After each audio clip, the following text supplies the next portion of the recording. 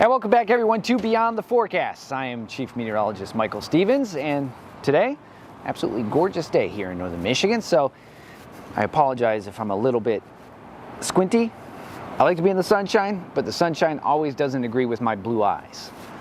That's a scientific fact. But anyway, today we are going to deep dive again into the Texas floods. Meteorologist John Gross actually is going to break down why these floods happened. He's going to jump in and show you rainfall, what they saw, when they saw it, and how this happened for them. He's going to in-depth detail why these floods happened in a two-part piece for you.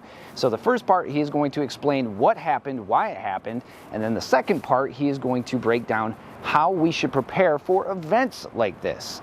Essentially, the tools you need to keep yourself safe in conditions like severe weather and flooding and anything that goes hand in hand that is life-threatening that you need to have by your side so you stay informed. And then at the end of the show, we are going to harken back to the live streaming Beyond the Forecast podcast with me and meteorologist Haley Fischetti from this past Tuesday. But before we get to those pieces of our show, let's talk about the fun facts that is weather related.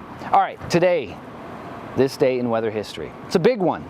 This day in weather history, July 10th, 1913, Death Valley, California hit 134 degrees, setting the record warm temperature ever recorded on North American soil. That's right, on the North American continent.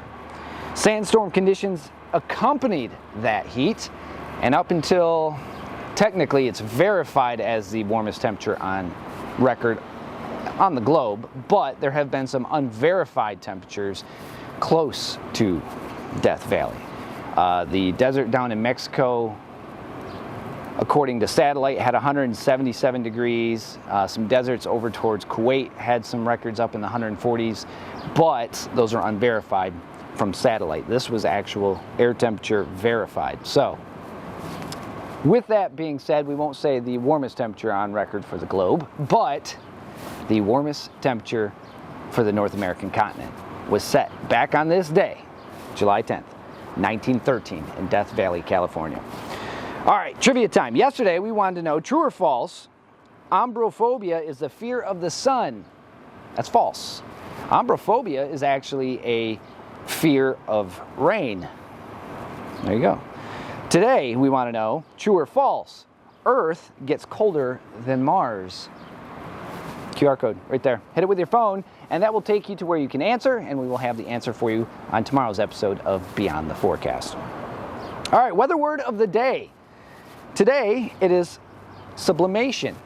Now, sublimation, it skips a step. It goes from gas to solid ice or solid ice to gas. Usually, you see ice to water to gas or gas to water to ice. Sublimation skips the water step. And how this happens is usually with dry ice, goes right to fog, or here in northern Michigan, we see this at times, when snow or ice just vanish because of cold, dry conditions. We see that here in northern Michigan. Sublimation. Bring! There you go. That's your weather word of the day. All right, viewer photo of the day, as always, brought to you by Great Rooms. Today's picture is amazing. This one was sent in from Jeff Hurd. He caught this shelf cloud that has a real ominous look to it along US 2 as the storm was incoming. And he said he never saw anything like this. But yes, it has that ominous look of falling clouds to the surface. That's cold air kind of wrapping above the cloud and down in front. But that is a shelf cloud from a big storm rolling in there on US 2. So thank you, Jeff, so much for sending in that weather photo of the day. And also thank you to Great Rooms for sponsoring viewer photo of the day. All right, let's send it over to meteorologist John Gross, who's going to break down in depth what happened in Texas and why they experienced these flood conditions. We'll have that coming up right after the break. Hey there, everybody. Meteorologist John Gross. Welcome back to Beyond the Forecast. Today, we want to go ahead and focus in on the devastating flooding that occurred in central Texas over the past 4th of July holiday weekend. Other areas even across the country we're seeing devastating flooding, not only in Texas, but we were even seeing catastrophic flooding in North Carolina. We were talking about catastrophic flooding even going in towards New Mexico. And even there was some flash flooding in Chicago as well, within about a week span. So why are we seeing these record historical amounts of rainfall in a very short period of time? Well, that's what we're going to talk about a little bit more today. But what I want to go over is just how much rainfall, just specifically here into central Texas. Now, just know that these are rainfall estimates coming in from the radar, but it paints a picture. And anywhere from Kerrville, where we were talking about the devastating flooding, and even other areas into central Texas as you were going west of Austin, especially indicated here by a lot of these reds, some of these pinks, purples, and even some of the whites on the map, you're talking over a foot of rain. Even in some instances, you were probably getting closer to 2 feet of rain. And when you're talking about river flooding, remember that water has nowhere to go but downstream. And when you talk about this much water falling from the sky that quickly in an area where a lot of that water was concentrated down the river, unfortunately, catastrophic results are what you get. Now, let's talk about meteorologically why we were seeing this. Now, you can almost relate this to the scenario back in 2020. I personally myself covered that day where we had the failure of the Sanford and the Edenville dams back near the Tri-Cities here in Michigan, mid-Michigan. This was a similar scenario. Not as intense, but a very similar scenario where we were talking about a lot of rainfall concentrated over the same area over a very short period of time. And a lot of that water, it ran downstream. And once it ran into the dam was weakened, the dam failed, and then we saw catastrophic flooding in areas from Gladwin towards Midland counties. And this is very similar when we're talking about a lot of what we call precipitable water. That is available moisture that we have in the atmosphere.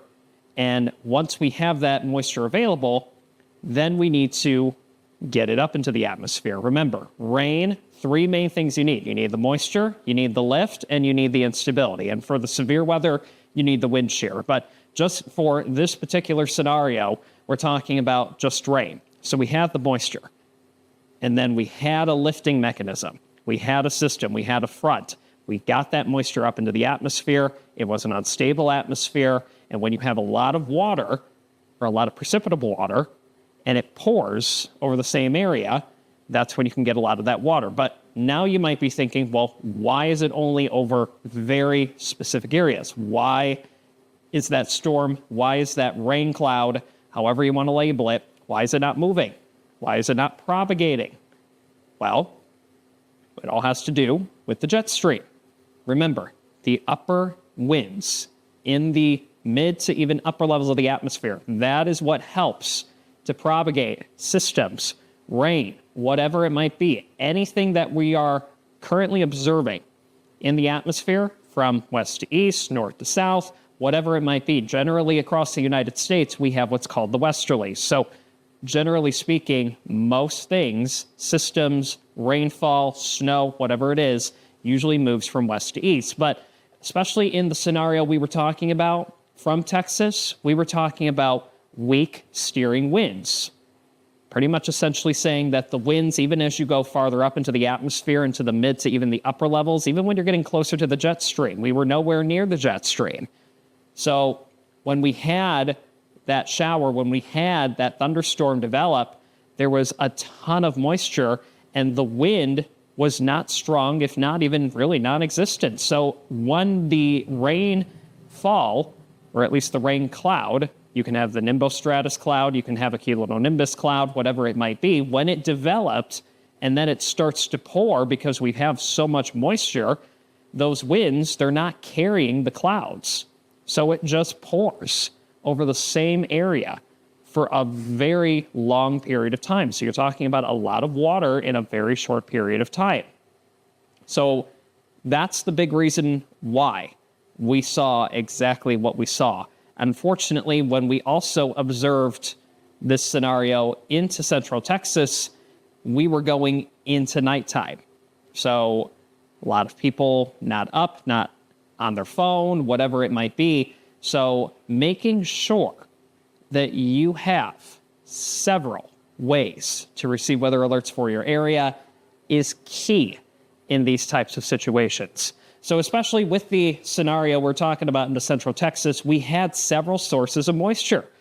And a big one, especially this time of year, is tropical systems.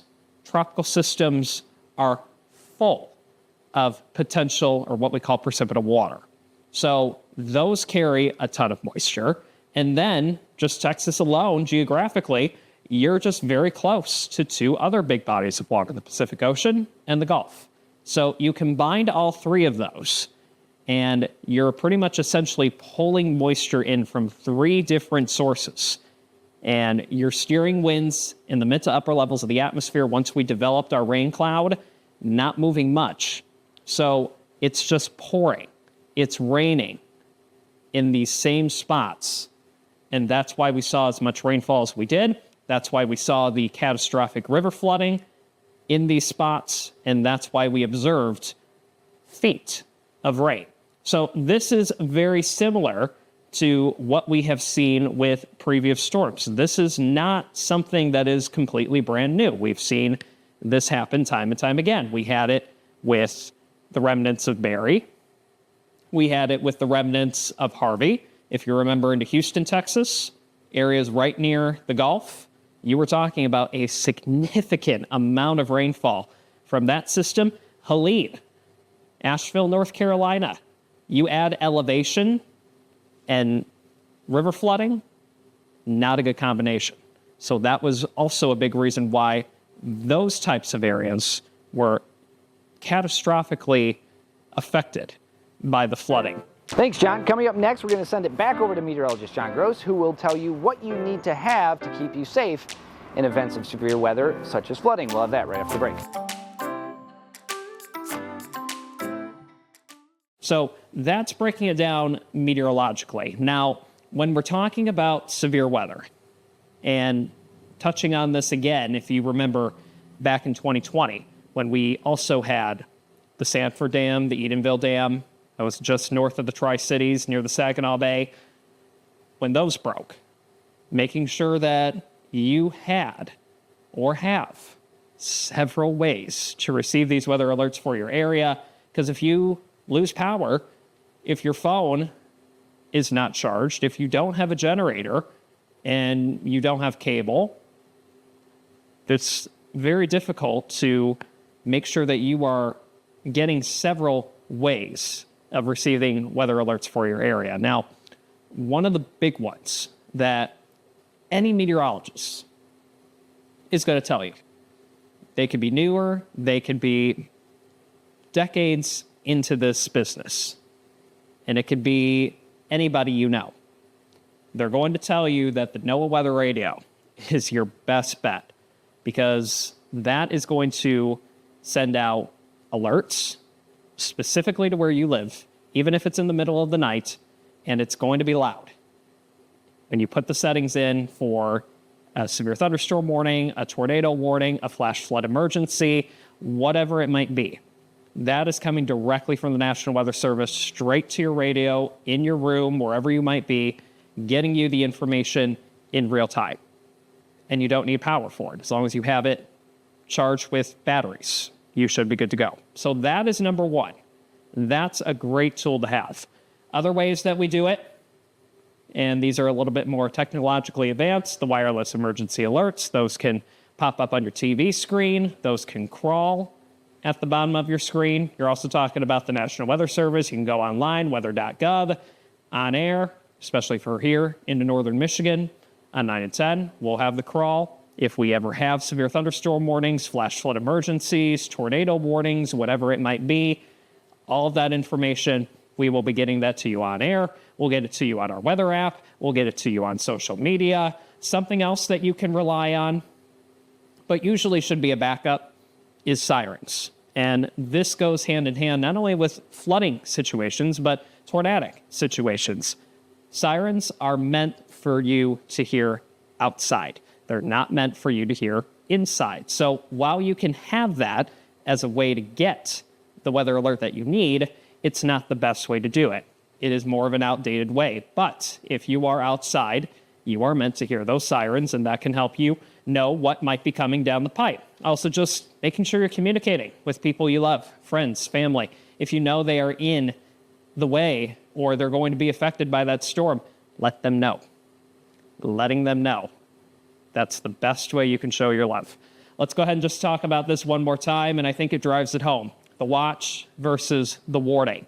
Now, when we're talking about the watch, we're talking about the ingredients we need to have whatever we're tracking, whether that's a flood, whether that's a tornado, whether that's a severe thunderstorm, whatever it might be. We have the ingredients, but we don't have it yet. When you're talking about the taco warning, we have it. It's immediate. We have the flood. We have the tornado. We have the severe thunderstorm. That's when you need to take action immediately. Taco watch, flood watch, taco warning, flash flood warning, or even flash flood emergency. So just making sure you know the difference, making sure that you have several ways to get weather alerts for your area, and then specifically with the flooding, another big one that we always will say, a common phrase, turn around and do not drown. I'm meteorologist John Gross reporting for Beyond the Forecast. Thanks, John. Now, coming up next, meteorologist Haley Fischetti and I will sit down and give you a section of our Beyond the Forecast live streaming podcast. We'll have that right after the break. And welcome back, everyone, to Beyond the Forecast. I'm Chief Meteorologist Michael Stevens. Every Tuesday, we have the Beyond the Forecast live streaming podcast that you can catch on the 910 News Facebook page or the 910 News YouTube channel, or my professional Facebook page, same with Haley's professional Facebook page. This past week, we talked about last week's weather, the brief tornado warning we had in Gladwin County, but also the Texas floods. But let's jump into some of the sections that we talked about with the Beyond the Forecast live streaming podcast from this week. Check it out. Hey, From Tennessee. Howdy. Let's talk about our crazy Sunday. Try grocery shopping in that Sunday. So Yeah. if anyone wasn't aware or might not have caught it on Facebook, if you're watching on Facebook, we had a tornado warning in Gladwin, northern Gladwin County. Yes. So we had showers and storms moving in. We had really no risk of any strong storms. No. And out of nowhere, we get a severe thunderstorm warning from National I was Weather kind Service of in really Gaylord. confused. I was too, very much so. And we recognized it and passed along, hey, we need to run this Crawler. cycler on TV. We didn't have anybody in at the time. Right. And in the National Weather Service Gaylord warning, they're the ones that issue the warning. It said there's a little weak rotation in this, tornado possible. And so we start deep diving in. We have a text message chain group of chat. us. So we're like, all right, what do we do here? And to be honest with you, I was looking and looking and looking and looking, and I was just not seeing any rotation. Neither was I. I wasn't seeing anything that wasn't really severe with this storm. So no more than 5 minutes, tornado warning. I couldn't call work. We didn't have power. That's never good news. So I was like, oh no. And so emergency backup plan. What do we do? I just turned on my stream at home because that's Kind what of I like do as a hobby. this right now. Just like this, but a friendly reminder to everyone who watches this or might in the future need coverage of severe weather. Not only will we be live on TV, if possible, we'll also be live on socials. And we had a lot of people tuning in, seeing what was happening, which was great, and I'm sure people relayed messages. Right. But in this instance... So you go. Every Tuesday, 10 a.m., meteorologist Haley Fischetti and myself sit down and discuss weather with you, live. Sometimes topics that we have for the week for Beyond the Forecast, or sometimes just running with the things that happened in the past week. So, join us every Tuesday, 10 a.m. But that does it for Beyond the Forecast, your Thursday edition. For meteorologist Haley Fischetti and meteorologist John Gross, I'm Chief Meteorologist Michael Stevens. Thank you so much for joining us here this afternoon. We'll see you right back here tomorrow afternoon for more Beyond the Forecast. Be good, stay safe, take care. Bye, everybody.